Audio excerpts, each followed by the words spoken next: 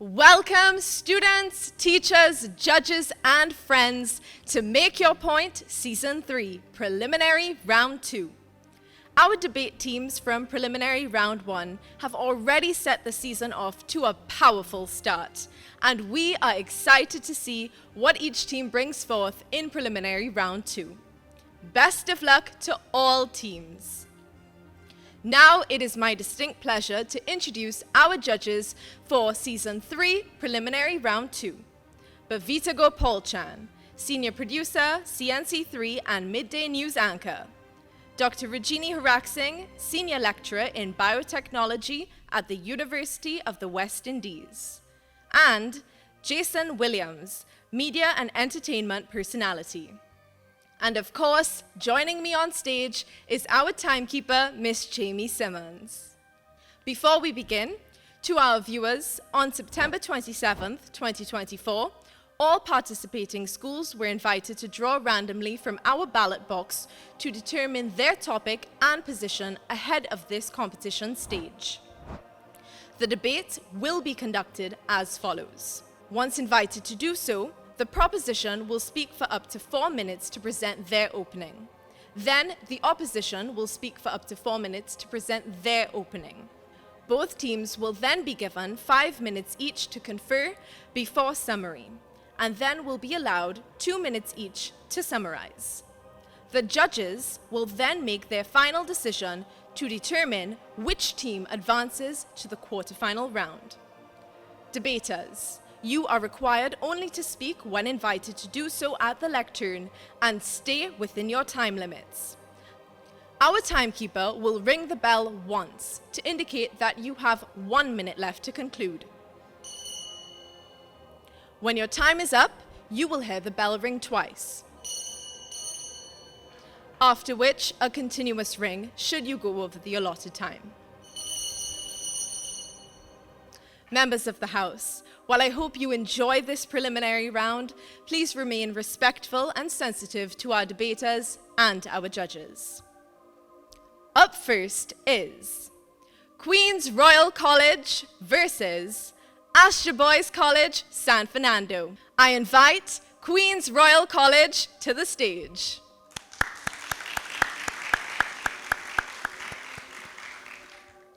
And I invite Astor Boys College, San Fernando to the stage.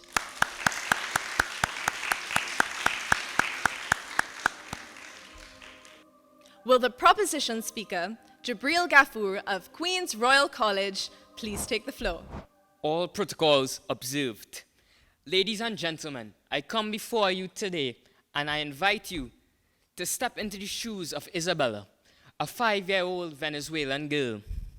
Imagine her life. She adored school, but one night her mother, filled with hurry and urgency, hurried her onto a fishing boat with 20 others fleeing across the sea to a foreign island, Trinidad.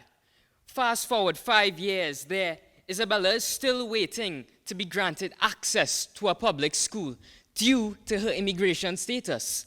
Yet, she is still to grapple with the myriad of complications to come. The point I'm trying to make is that education is not a privilege.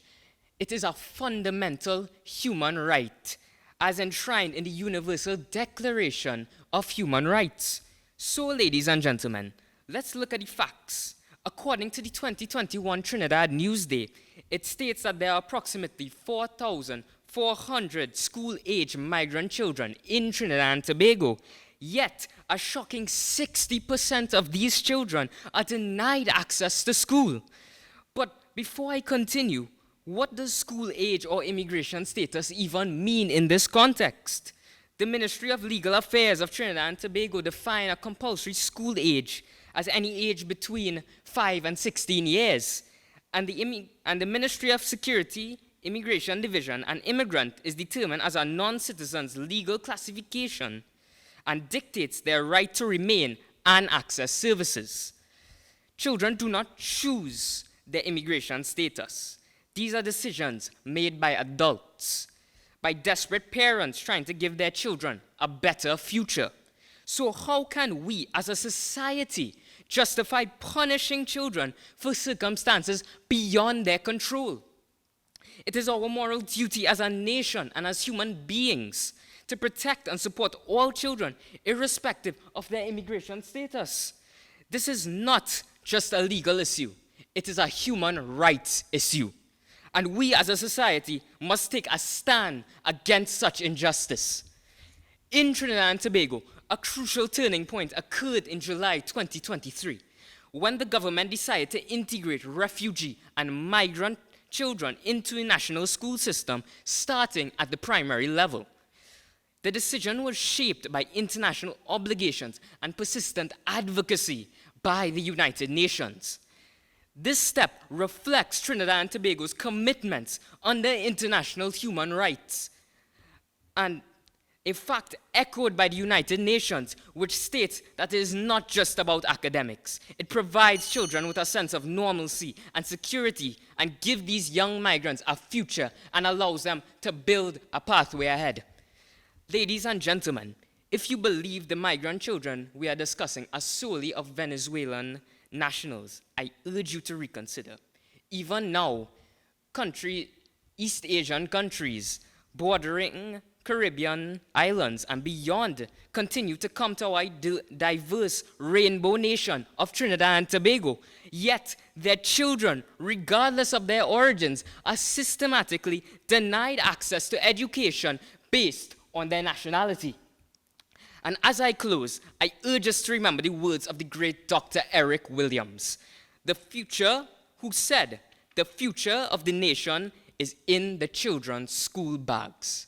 But let us be clear, those children can come from any corner of the earth. Our future is not limited by borders, and neither should our schooling system be. Thank you. Will the opposition speaker, Mario Monroe of Astor Boys College, San Fernando, please take the floor? Judges, a moment of silence for the children of this nation who have to sit on the ground due to our lack of furniture.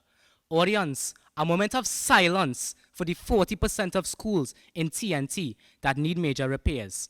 And my worthy opponents, a moment of silence for the over 1 in 5 schools in this nation that lack functional toilets, all according to the Ministry of Education.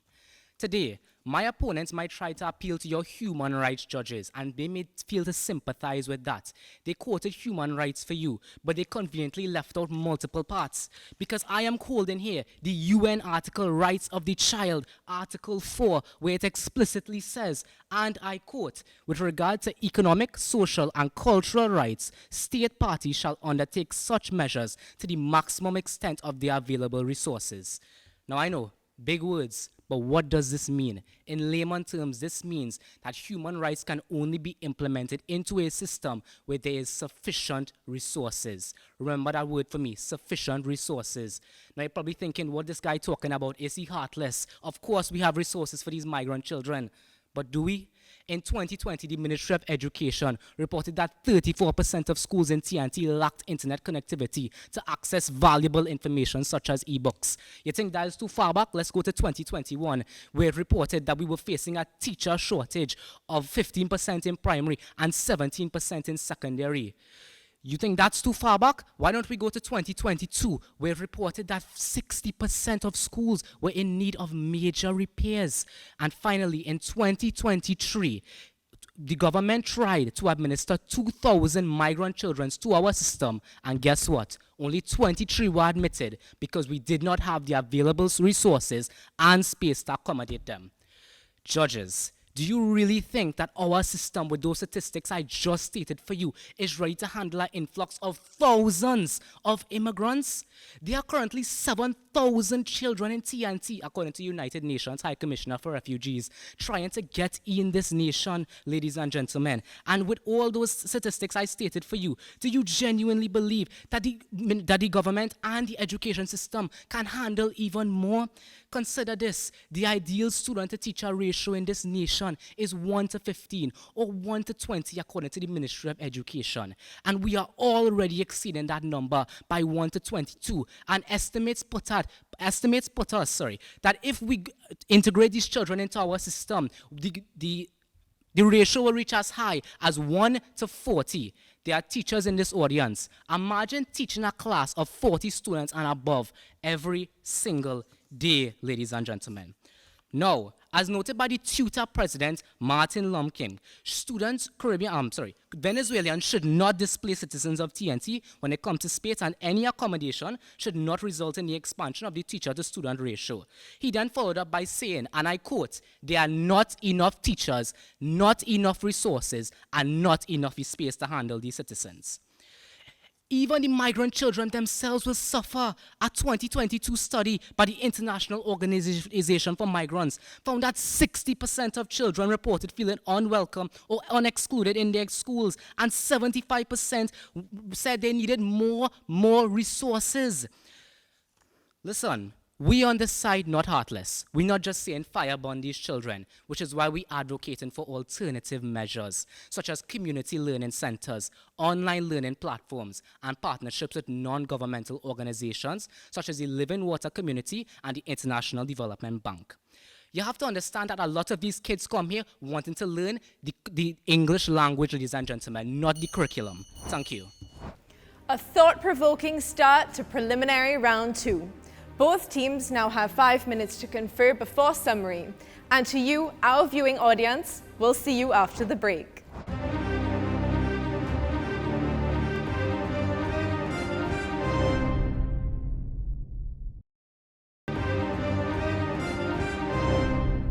Welcome back to Make Your Point Season 3.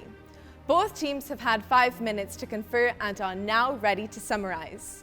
Will the proposition speaker to summarize, Akash Raghu of Queen's Royal College, please take the floor. All protocols observed.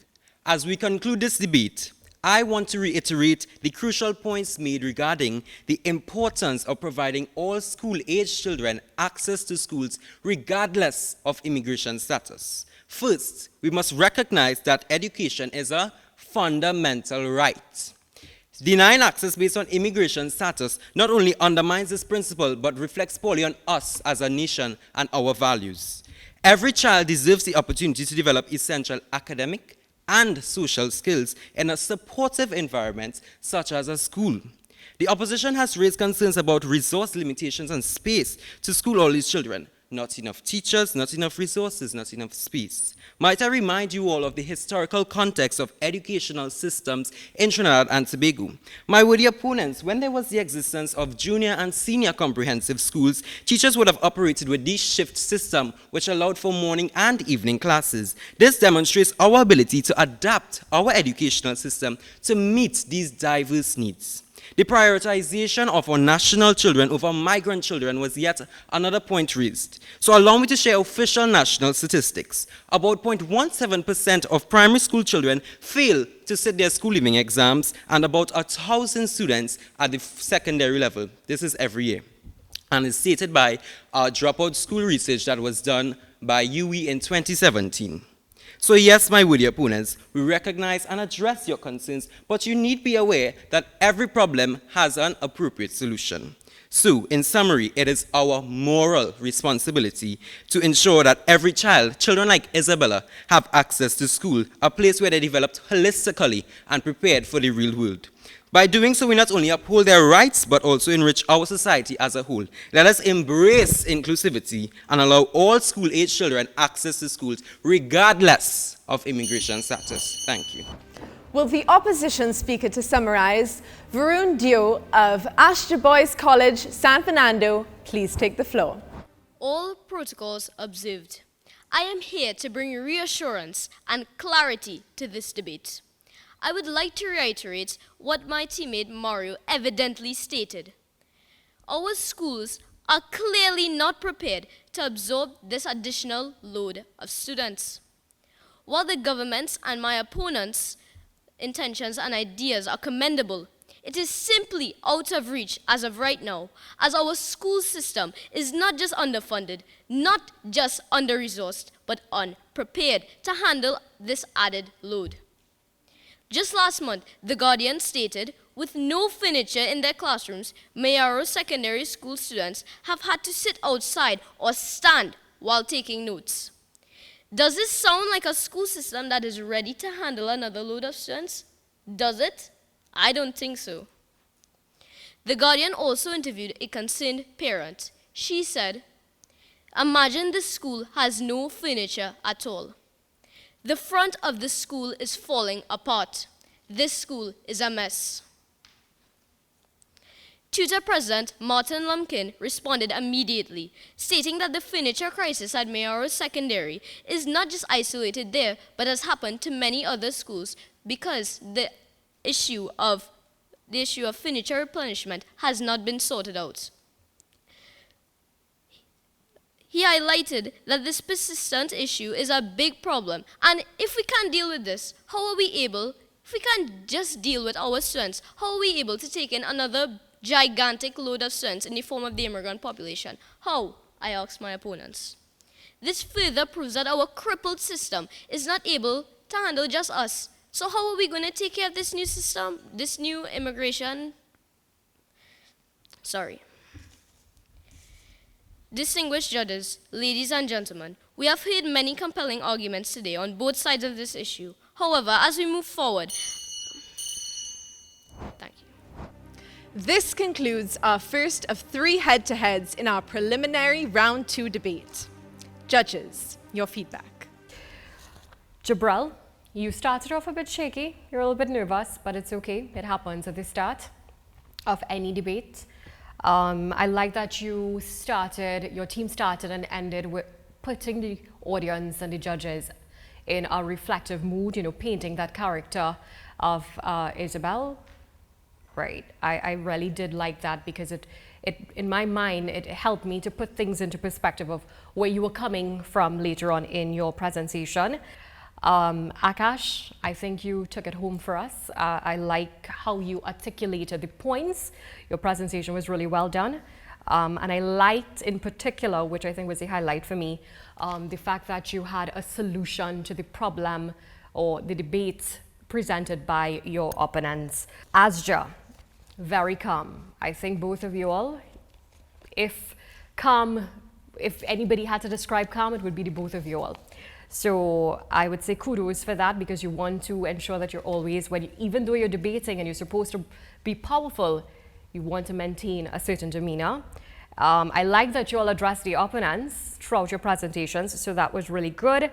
And you all also put us in a reflective mood a bit, and you referenced points from the other team, which is good, but I felt like you could have done that more. So again, to the teams, well done, quite impressed. I must say that Jabril, the personal touch with Isabella was a great way to start. Of course, also aligning your points with international best practice, I think was important to establish your position on the topic. There was a heavy reliance on the script though. That was the only thing from my side. You only looked at the opposition twice. Only twice, on 2 occasions, you looked at the opposition. So I'm thinking that is something to incorporate in your presentation going forward. As we transition now to Akash, confident, the right balance of style and poise. Very short in terms of the presentation, but impactful at the same time. So that was my perspective there on the curiosity side. As I go across to Asja, I must say that, starting off with the St. George's argument, it was relevant, it was timely, it's something that we could all relate to. That literally took place at the beginning of the school term. So that was a powerful way to start. Also talking about the UN article, another important way, because you argue in a very, it's a tough place to really argue from. I mean, everybody could be on the same page and say, education is a fundamental right, but you all really were able to show, I guess, discrepancies with the system in terms of infrastructure capacity. So you kind of stayed in that vein. I want to touch on Varun really fast in terms of the summary. You could tell you're well seasoned in the space, very confident. The intensity was there. Matter of fact, you were able to stare down and side eye your opponent, actually causing one of the opponents to smile because he is like, wow, this man actually watched me in my face kind of way. There was that level of confidence. However, towards the end, I found that it felt a bit like you lost the plot. When the bell rang, it felt like to the end, it just started to kind of fall apart a little bit, and I thought there was an opportunity lost. Curiosity, you guys, I thought you had really, you put a lot of thought into the argument that you were coming with. You came with an emotional argument. You brought a legal information. You brought data and statistics. Unfortunately for me, where it didn't land was with the delivery. You had the information, but it felt a little all over the place. And that's something to work on as you move forward in the competition, because the information alone is not enough. You have to also really focus on how you're going to deliver that. So unfortunately, Jibril, you failed to persuade me with the argument. But Akash, and remember this is a team competition, so your teammate came in the end, and I thought you did an excellent job summarizing what was said in the beginning. I really like that you focused on solutions, right? And then you brought it back to this moral argument. You were very straightforward. You appealed to our common sense, and I thought overall you nailed it with that. Astra, so Mario, I love the cadence of the phrases that you used. You kept saying, a moment of silence for this, a moment of silence for that. I thought that was really powerful. And you also said, is that too far back? Is that too far back? You repeated those phrases, and that really captivated me. I liked that, you laid everything out in chronological order, which usually we think of chronological order when in an argument trying to show progress, but you were showing a sort of lack of progress, which I thought was also quite powerful strategy. And Varun, you came in the end. I really loved, as Jason said, the eye contact, staring down the opposition. You did that multiple times, and it was very powerful. That is the kind of back and forth we would love to see in a debate, right? Keep doing what you're doing and taking all of our feedback into consideration. Thank you, judges, and congratulations to both teams. We now take another short break, and when we return, it's our second head-to-head. St. Mary's College versus Barrackpore West Secondary School.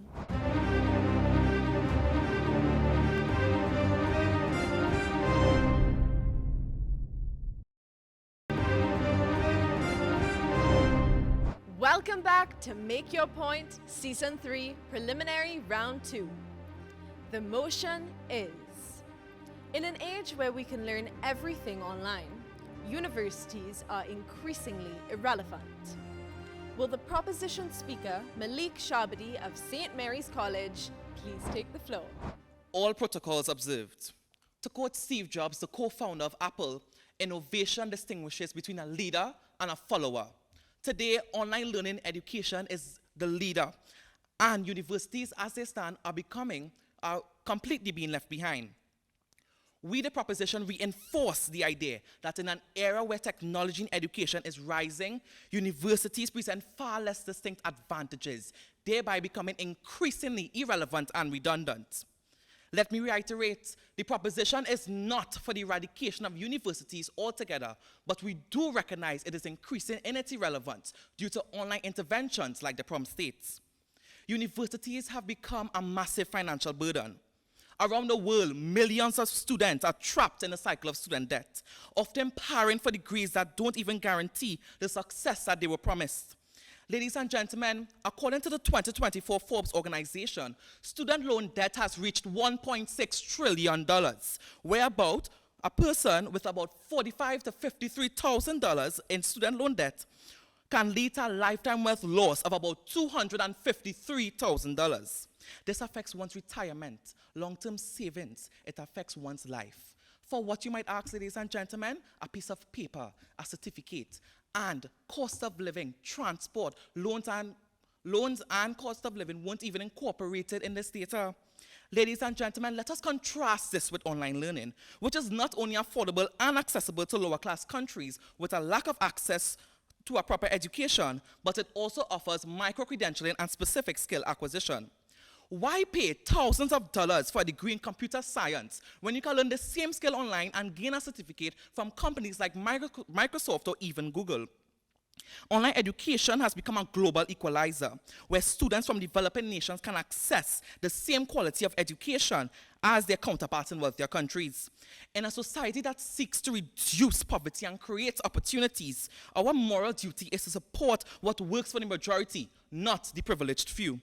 Additionally, at university, students are often forced into a one-size-fits-all curriculum with limited opportunities to explore, find their own interests, and pace themselves according to their learning styles.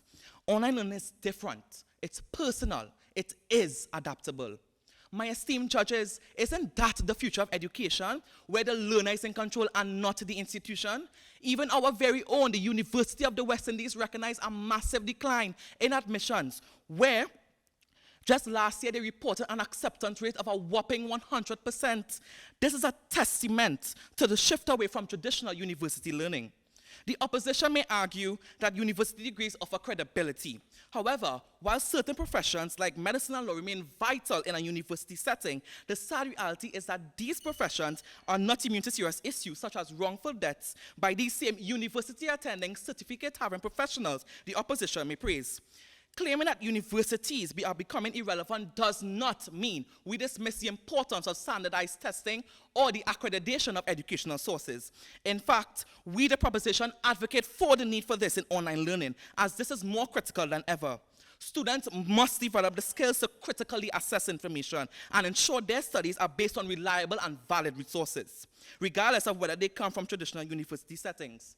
After all, didn't Barkpore West Secondary School utilize technology to research their heavily conservative points rather than relying on a professor from a university? Give yourself some credit. This alone should be a testament to the growing power of technology, where some should be a testament to the growing power of technology in education, where access to information and resources has expanded beyond traditional academic institutions. Ladies and gentlemen, thank you. Will the opposition speaker, Caitlin Mohammed of Barrackpore West Secondary School, please take the floor? Ladies and gentlemen, judges, are we online? No, I thought so. We're here at a very distinguished University of the West Indies, St. Augustine campus. How ironic that make your point is making our point by showing how relevant universities still are. Barrackpore West firmly opposes the motion that in an age where we can learn everything online, universities are increasingly irrelevant. In fact, enrollment is increasing, showing that students recognize the essential space and resources universities offer for stronger academic performance, deeper human connection, and social development.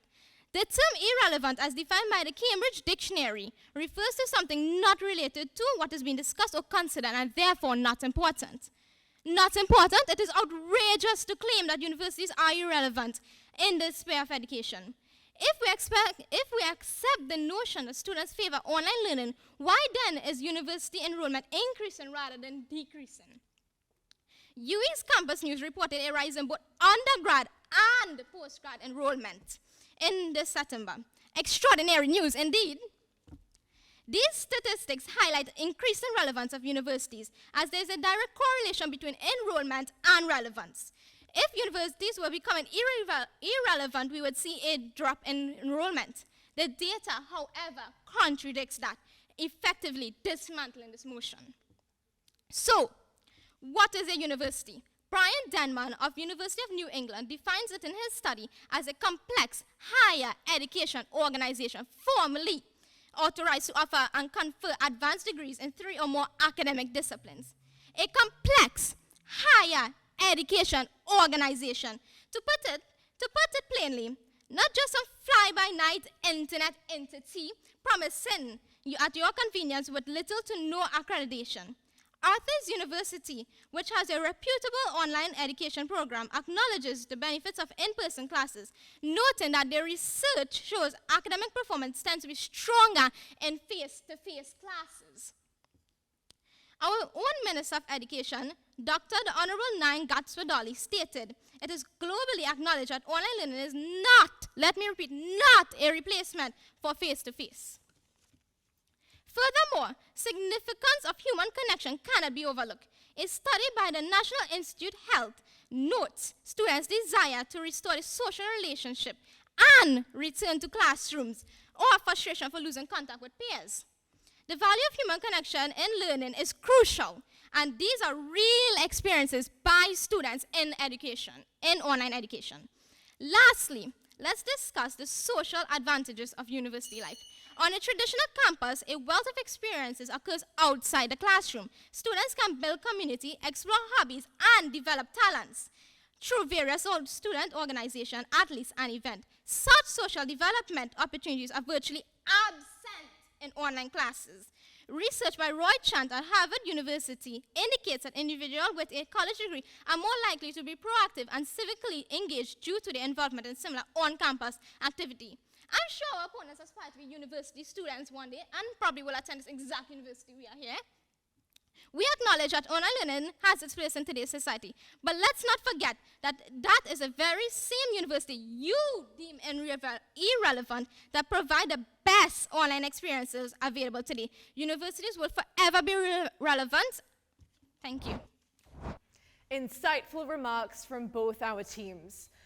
Both teams now have 5 minutes to confer, and we take a short break. We'll see you soon.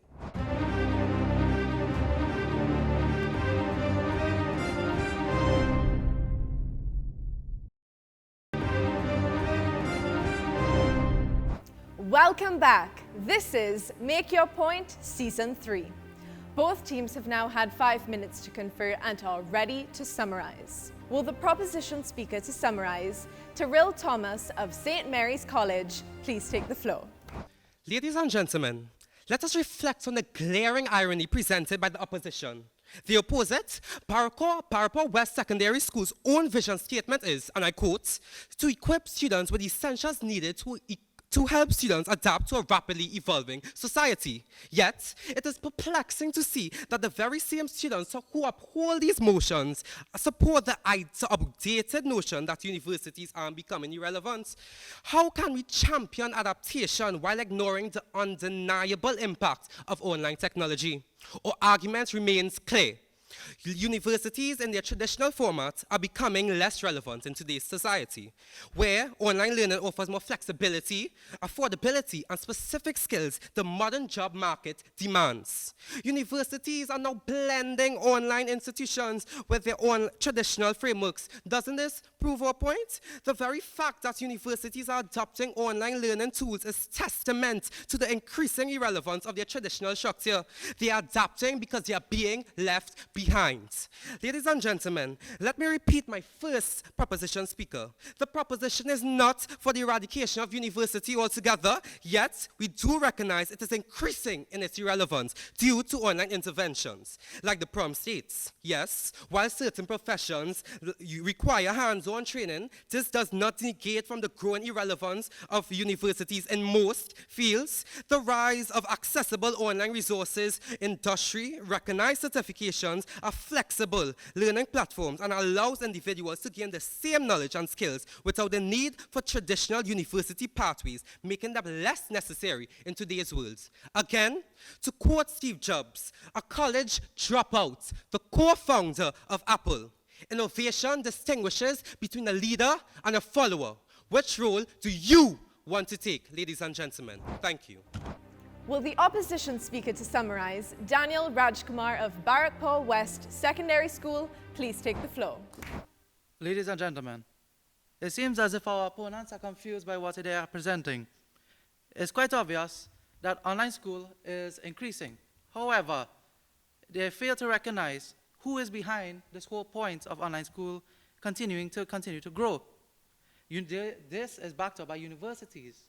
You also claim that in your speech, that companies such as Apple, they also have quoted the founder of Apple, Steve Jobs. However, if you look at Apple, if you were to apply for Apple, you'll see that they require a PhD. Why is that? You have also stated that universities have provided financial burden upon the students. However, in Trinidad and Tobago, the GATE program has provided relief for this debt. It's also important to note that online courses also charge for it, and you also need to pay for those courses.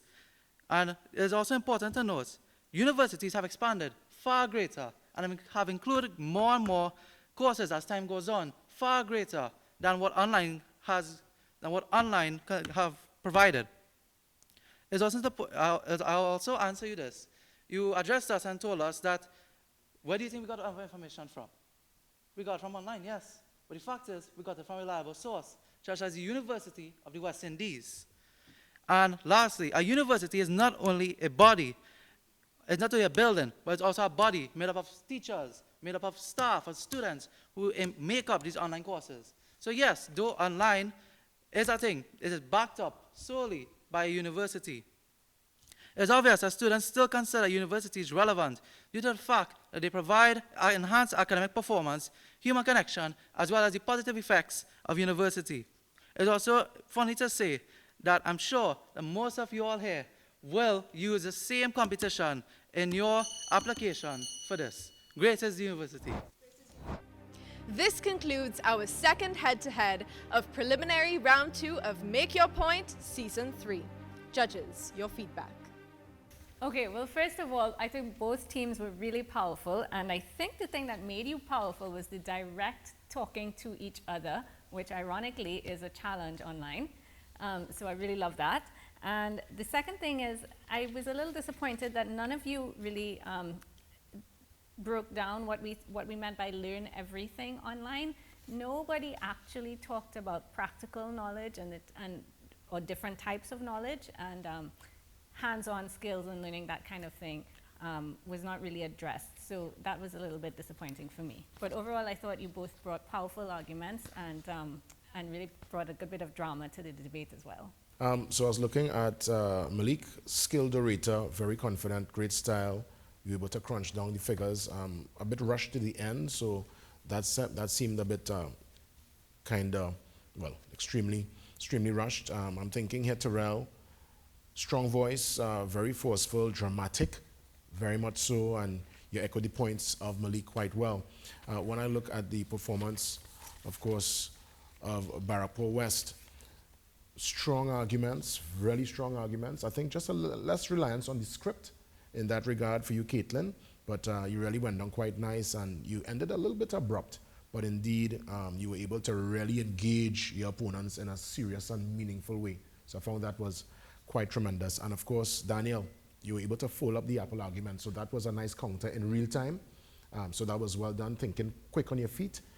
Again, a little room for improvement with the delivery, but all in all, the content was quite good and strong. To St. Mary's, I like that you clarify the position on universities' relevance or abolishment, but I don't feel like you did that pretty well, because if we're saying that something is no longer relevant, we are basically saying that it's no longer needed. So I feel like we needed to bring more points on that. I liked how you all reference universities having such high fees, but I felt like you all could have refined that, your arguments a bit to explain how online learning could reduce that for students. Malik, I liked when you stepped away from the podium and you pulled in your opponents to say, listen, you used the internet to come up with your debate. I like you really did draw me in with that. I like that you all, Barrackpore West, you all kind of pulled him back in by, using your own references on saying that they are going to be enrolling for universities very soon. So some powerful points from both teams. I really did like the energy. Yeah, that's it for me. Thank you, judges, and congratulations to both teams. We now take another short break, and when we return, it's our final head-to-head for preliminary round 2 of Make Your Point Season 3. Presentation College Chaguanas versus Holy Faith Convent Couva.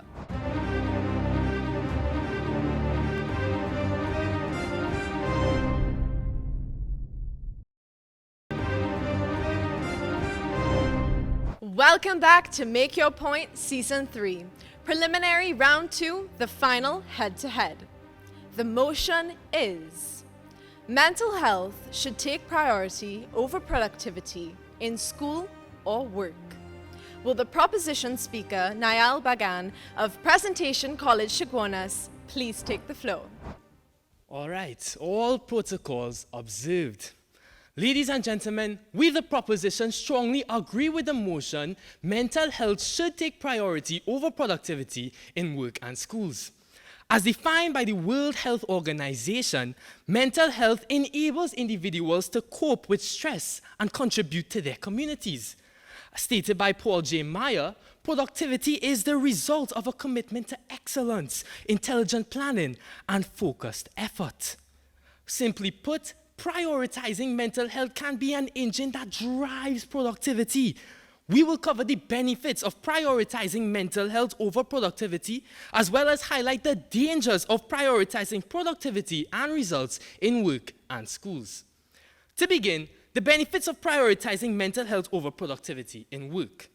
Ladies and gentlemen, October 10th is World Mental Health Day, and the theme, it's time to prioritize mental health in the workplace. Doesn't this remind you of something, ladies and gentlemen? Perhaps the motion? The renowned psychologist Abraham Maslow's hierarchy of needs highlights mental health as a necessity, a basic human right. Whereas nowhere in this hierarchy of needs am I seeing the word productivity.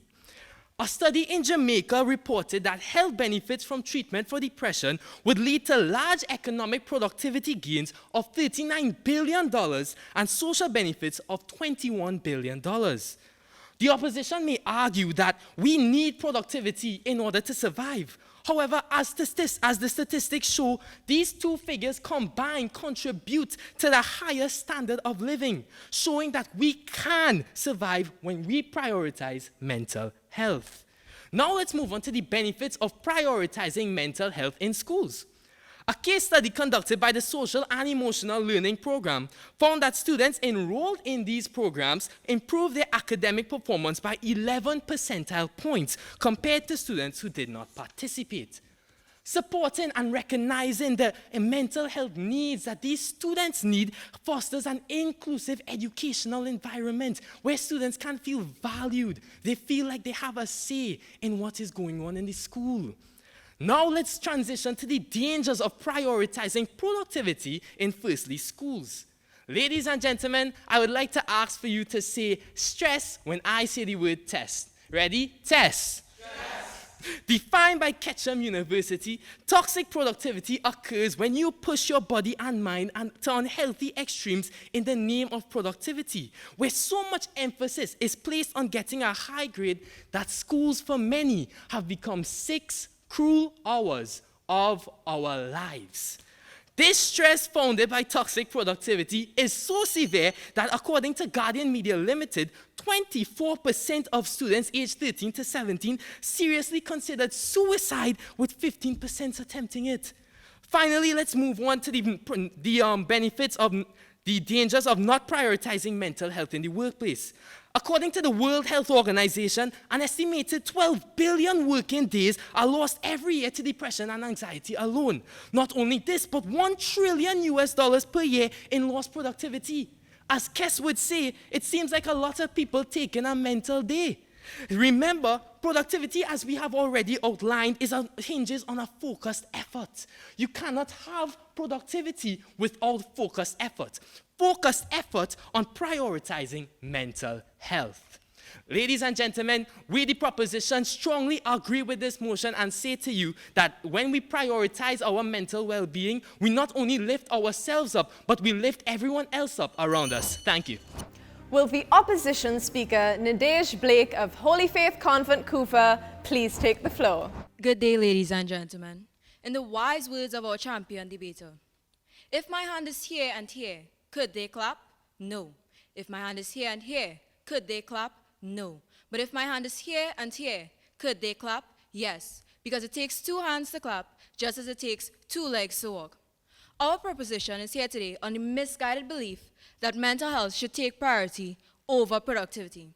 But I pose this question: how are we to achieve anything if we undermine productivity in the sake of mental health? Mental health and productivity are the yin and yang of society. Without it, it results in the societal functions collapsing, resulting in societal and economic stagnation. If institutions exist to foster growth and learning, how can they achieve their goals if we undermine productivity? Furthermore, it causes the mental well-being of individuals to collapse, contradicting the entire of the proposition's argument.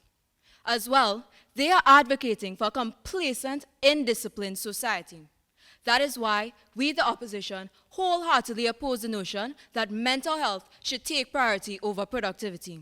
Rather, we advocate for a society where we find balance in both so we can have an attainable future and sustainable economic growth. First and foremost, yes, we understand the need for mental health and its importance within the workplace, and I would like to thank our proposition for quoting the World Health Organization. Let's reiterate that we lose almost $12 trillion due to lack of productivity. If it is that we want to prioritize mental health, are we also willing to sacrifice our economic growth? At the end of the day, most of you are already feeling the economic constraints within Trinidad, let alone the Caribbean. Institutions exist to foster innovation and economic growth. Furthermore, that retains job stability and causes institutions to remain competitive. So if it is our opponent wishes to prioritize mental health, are they also wishing that our country further declines economically and causes the future of our youth to be unattainable? I know most of us here enjoy being happy, but I think we'll be more mentally sound knowing that our future is attainable. This leads to my point to the importance of economic output. According to the International American Bank, 70% of people within the Caribbean and Latin American countries are heavily reliant on their jobs for survival. This further highlights that mental stability is directly tied to economic output. If we cannot afford to meet the bare necessities of life, how can we be expected to be mentally sound? Yet again, this is why we, the opposition, are advocating for balance in society. According to a Newsday report, the importance to push productivity in society within measurable means of mental health prove to encourage economic growth. This is further supported by Trinidad and Tobago Republic Bank that showed an improvement in workers' efficiency when they implemented mental health programs within the measures that did not deter from productivity. The opposition is asking that we put productivity in the back seat. But how can we do that when our entire lives, especially in the Caribbean, are heavily reliant on our economic output? They also want to address the topics of mental health in school. But if it is that we deter productivity within schools, they are encouraging students to become complacent and forget what it is they are working towards in a society. Thank you. While our teams now take 5 minutes to confer, we take a short break. So don't go anywhere. We'll be right back.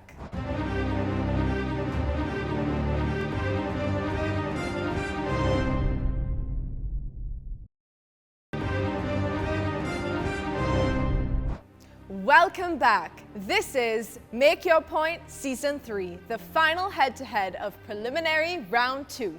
Will the proposition speaker to summarize, Zachary Mutilal of Presentation College Chaguanas, please take the floor. Beep, boop, beep. I am a well-oiled machine and need to prioritize productivity. All protocols observed. In today's relentless and fast-paced world, productivity is worshipped as the ultimate goal. But what happens when we push ourselves past our limits? Burnout, exhaustion, collapse, toxic productivity. Productivity without mental health is a ticking time bomb. You cannot pour from an empty glass, members of the House. Businesses and schools that ignore mental health are breeding grounds for a business of absenteeism, turnover, and worse, broken minds and lives. How long until you snap under the weight of all of it? It is a dangerous fallacy that my opposition said that economic output is affected when countries that show high productivity has the highest suicide rate in the world. Being trapped in a system grinding you down to nothing left, no creativity, no focus, only survival. What is productivity when the mind is shattered? Look at the statistics presented by Niall. 24% of students aged 13 to 17 seriously considered suicide. Isn't that startling, ladies and gentlemen? Think about it. It's not only students. Workplaces that don't prioritize mental health are breeding silent suffering that spreads through workplaces like diseases to plague. The theme for World Mental Health Day 2024, October 10th, is clear. Prioritize mental health in the workplace. Reiterating the motion. Ask yourself, how much longer can you keep up? Mental health isn't a luxury, it is a necessity. Therefore, with all the facts stated, we the proposition absolutely believe and advocate the fact that mental health should take priority over productivity in school or work. Thank you. Will the opposition speaker to summarize, Jolene Felix of Holy Faith Convent, Couva, please take the floor. Ladies and gentlemen, notice how I walked over here and I did not trip and fall directly on my face. Why is this? This is because I had a balance. Balance, as noted by the Oxford Dictionary, is a situation in which different elements are equal. Productivity is not to be lost with proper mental health. Of course not. But we are asking that it is seen as a fellow equal. To say that mental health should be prioritized over productivity, well, all will be lost. It will be lost in our modern days. Productivity is not simply getting a task done immediately, but productivity is efficient. You must get a task done efficiently to complete anything to secure your mental health. So I ask you, proposition, you are here to stand that mental health should take priority over productivity.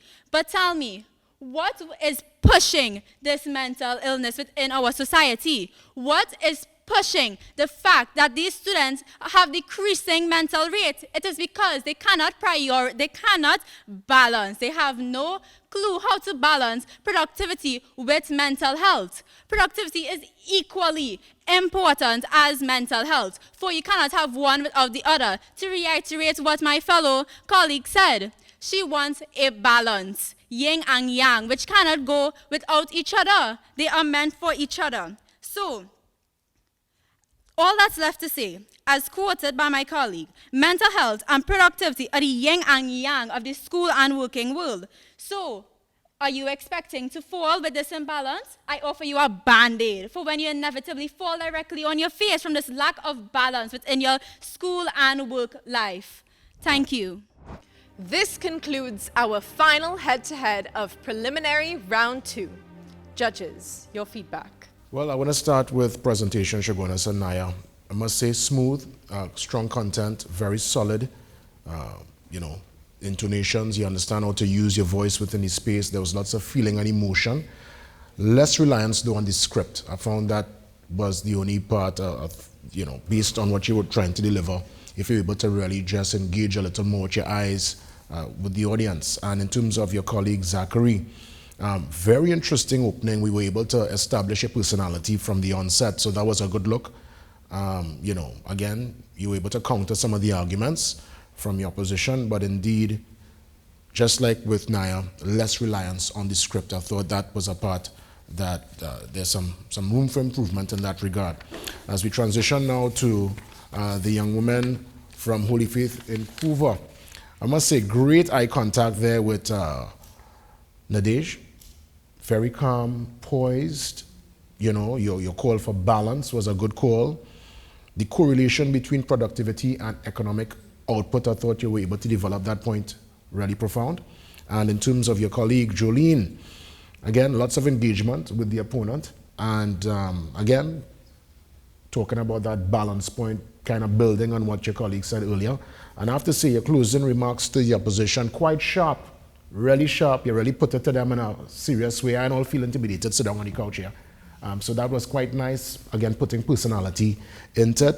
All in all, great performance from both schools. I look forward to see who is moving on to the next round. Both of you all missed an opportunity, though. Nobody explained to me exactly what is mental health. You all didn't explain to me what are the side effects, what are the benefits, and so forth. And it would have been good, especially for Presentation College, to put me in a situation where I'm reflective of what happens on a mentally drained day for me or anybody in this room. So it would have helped to drive your point home on why mental health is so important and how it affects productivity. The other team, Shine, Holy Faith, you all did really well in that. I liked how you all presented all of your points.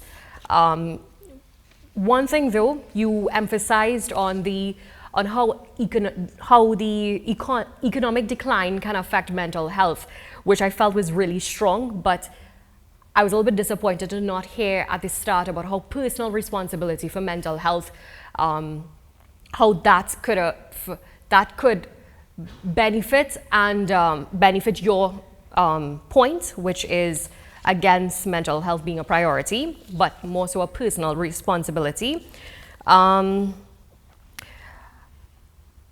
That's really it for me. I'll start with presentation Chaguanas. Naya, I thought your performance was flawless, and I want to tell you why. You did a number of things well. First of all, you outlined everything that you were going to say, and that really worked well because 4 minutes is a long time to focus on somebody speaking. And by outlining and telling us what you were going to tell us, that really helped me to stay engaged. And though the other judges mentioned that you kept looking at the script, that didn't bother me because I was able to follow you by you outlining. And Zachary, you really brought it home. You built upon what he did, and you also addressed a lot of what the opposition said.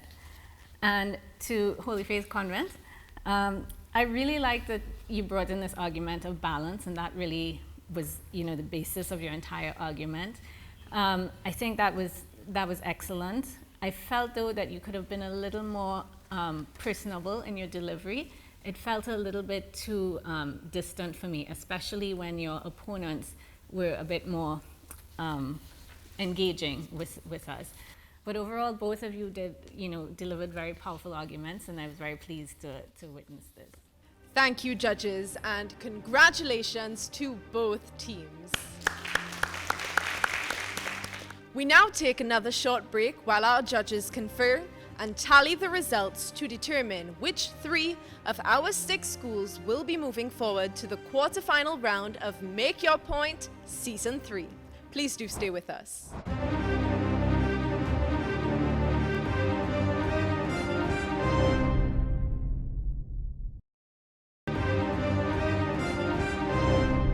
This is Make Your Point Season 3 Preliminary Round 2, and the results are in. Congratulations to all 6 schools joining me on stage. Each school has put forth an excellent and stimulating performance and should be extremely proud of themselves. Queen's Royal College, Astra Boys College San Fernando, St. Mary's College, Barrackpore West Secondary School, Holy Faith Convent Couva, and Presentation College Chaguanas. Let's hear a hearty round of applause. A reminder that the judge's decision is final. Our 3 schools moving forward to the quarterfinal round of Make Your Point Season 3 are Astra Boys College San Fernando, St. Mary's College, and Presentation College Chaguanas. Let's give another loud round of applause for the schools who got this far and now exit the competitions with their heads high for their remarkable performance.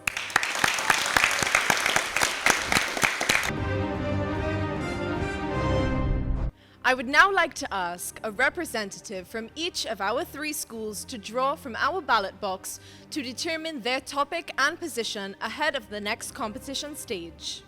Reminder that the letter P is for proposition and O for opposition on the numbers 7 to 9.